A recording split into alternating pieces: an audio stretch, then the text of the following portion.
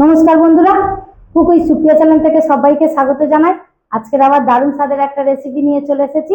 আজকের বানাবো অনুষ্ঠান বাড়ির মতো মটন কষা।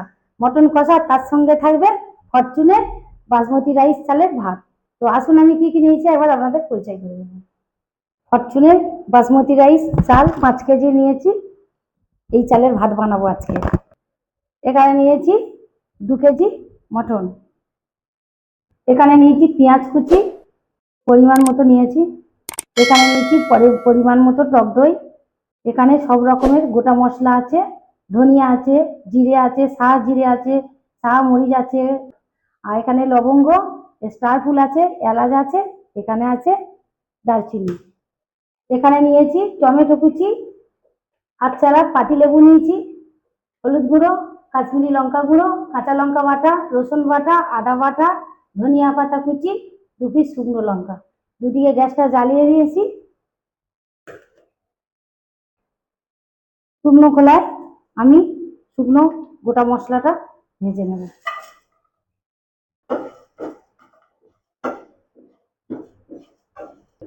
শুকনো খোলায় একটু হালকা করে ভেজে নেব, নিয়ে এটা গুঁড়ো করে নেব।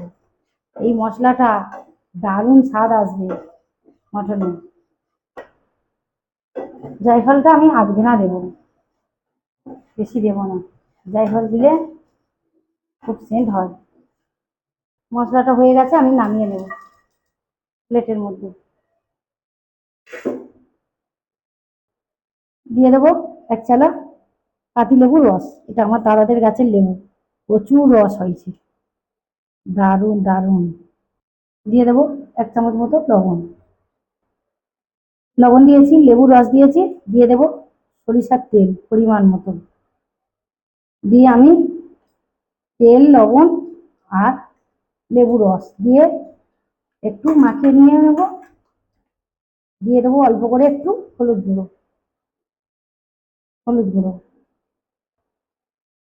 সুন্দর করে এটা ম্যারিনেট করে নেব।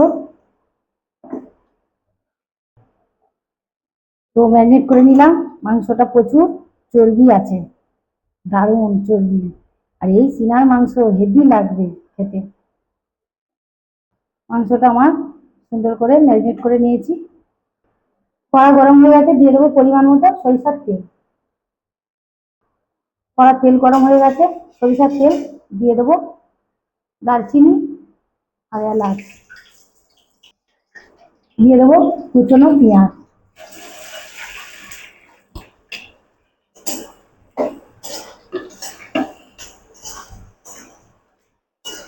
দেড় কেজি মাংস বলে আমি এখানে 700 গ্রাম পেঁয়াজ নিয়েছি। তো পেঁয়াজ দিয়েছি, দিয়ে দেবো মটনের চর্বিটা। চর্বিটা পেঁয়াজে দিলে তেলটা ছেড়ে দেবে তাড়াতাড়ি।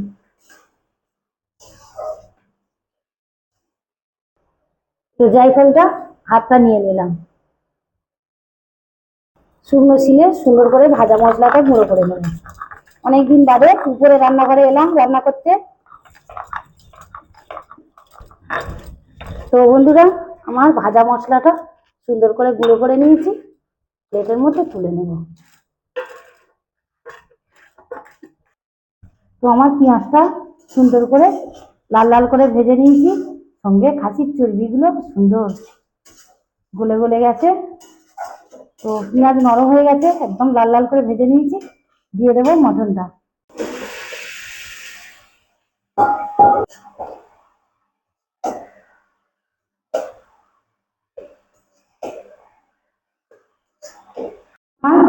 মটনটা পেঁয়াজের সাথে সুন্দর করে কষিয়ে নিয়েছি। এবারে একে একে মশলা দিয়ে দেবো। দিয়ে দেবো রসুন বাটা 2 চামচ মতো, আদা বাটা,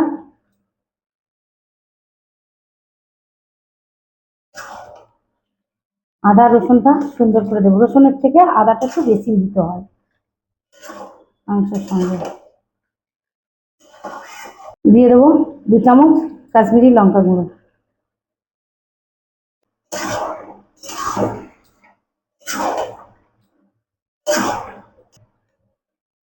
দিয়ে দেবো 2 চামচ হলুদ গুঁড়ো। আগে একটু দিয়েছিলাম ম্যারিনেশন করার সময়, একটু দিলাম।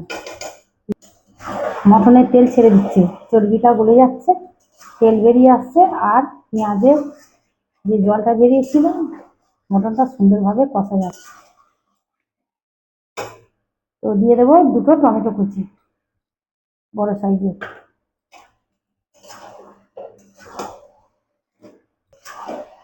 তো এবারে দেখুন বন্ধুরা, মটনের কালারটা কি সুন্দর এসেছে, দারুণ হবে, একদম গ্রেভি গ্রেভি করবো অনুষ্ঠান বাড়ির মতো।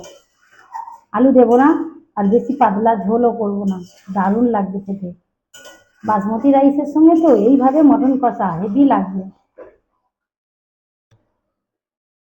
এবারে দিয়ে দেবো ঝালের জন্য 2 চামচ মতো কাঁচা লঙ্কা বাটা।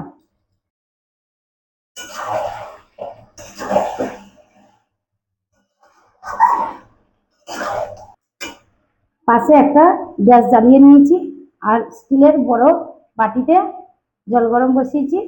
পরিমাণ মতো গরম জল নিয়ে নেব মাংসের জন্য।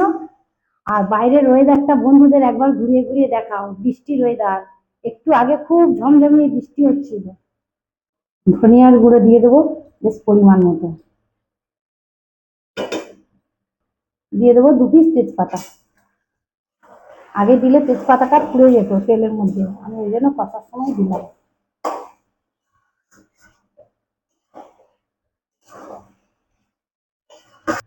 স্বাদটা বাড়ানোর জন্য দিয়ে দেবো ব্ল্যাক নুন। দিয়ে দেবো ভাজা মশলাটা গুঁড়ো করে রেখেছি, 2 চামচ মতো দিয়ে দেবো। কষার সময় দারুণ সেন্ট বেরোবে। তো আমার মটনটা সুন্দর করে কষানোটা হয়ে গেছে, একদম দারুণ লাগছে, মশলা একদম সব গলে গিয়ে তেল বেরিয়ে গেছে। তো এবার আমি দিয়ে দেবো ফেটানো টক দই, অল্প অল্প করে দিয়ে দেবো। 150 গ্রাম মতো টক দই নিয়েছি। টক দই দিতে হবে অল্প অল্প করে, আর সুন্দর করে কষিয়ে দিতে হবে। এইভাবে না কষাতে থাকলে টক দইটা কেটে যাওয়ার সম্ভাবনাটা বেশি। তো বন্ধুরা, আমার মটনটা একদম সুন্দরভাবে কষানো হয়ে গেছে, এই যে। তো এবারে অনেকক্ষণ ধরে কষছি, তো এবারে এই যে গরম জল নিয়েছি, ফোটানো জল পরিমাণ মতো দিয়ে দেবো। মটনটা সিদ্ধ হবে।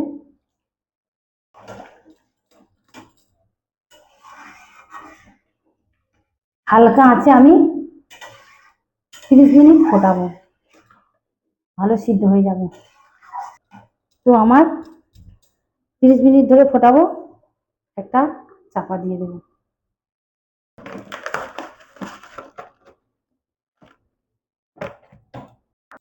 তো বন্ধুরা, ফটফুন প্যাকেটটা কেটে নিয়েছি, নিয়ে আমার পরিমাণ মতো চাল বের করে নিয়েছি।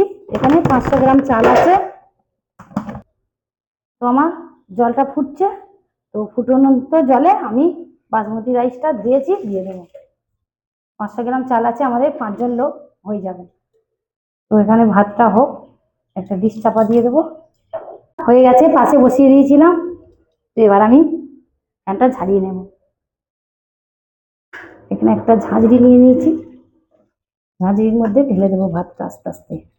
ঝুরঝুরে ভাত হয়েছে। তো বন্ধুরা, আমার মটন কষাটা হয়ে এসেছে। এবারে খুলে দেখবো, আধা ঘন্টা ধরে ফুটিয়েছিলাম, দেখি কেমন হয়েছে। দেখি কেমন হয়েছে। ও দারুণ দারুণ দারুণ লাগছে।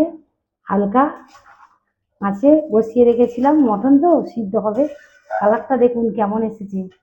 এবারে এর মধ্যে দিয়ে দেবো কিছুটা ধনিয়া পাতা কুচি, সব রকমের ভাজা মশলা, গরম মশলা, এলাচ, লবঙ্গ, সব রকম। তো গ্যাসটা এবার আমি অফ করে দেবো, খাওয়ার সময় দেখা হচ্ছে। দেখতে কেমন লাগছে দেখো, ও ভালো লাগছে না দেখতে?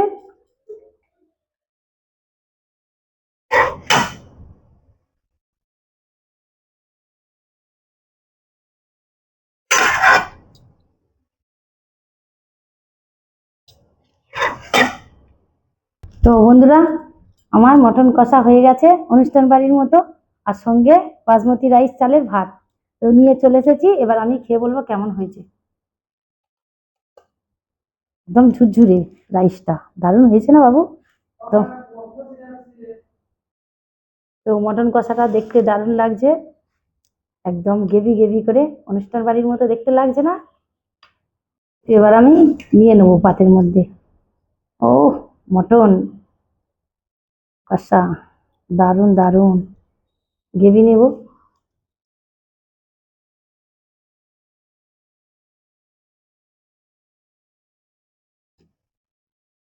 তো এবার আমি খেয়ে বলবো কেমন হয়েছে। ও, দারুণ, গরম গরম এইভাবে বাসমতি রাইসের সঙ্গে মটন কষা, ও মটনটা ছাড়িয়ে দেখাই বন্ধুদের, দারুণ সিদ্ধ হয়েছে, গরম, দারুণ দারুণ সিদ্ধ হয়ে গেছে, একদম হেভি। আর দিয়ে এইভাবে ছাড়িয়ে খেতে হয়,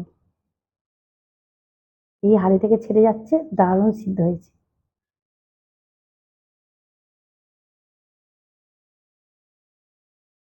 একটু বেশি করে গ্রেভি মাখাই, এইভাবে গরম গরম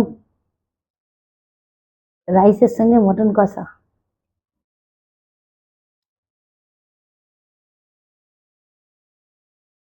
দারুণ দারুণ, ফাটাফাটি।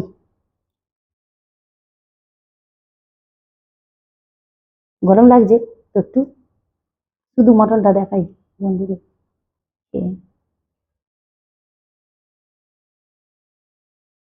মুখের মধ্যে দিলে একদম মিলে যাবে, দারুণ হয়েছে,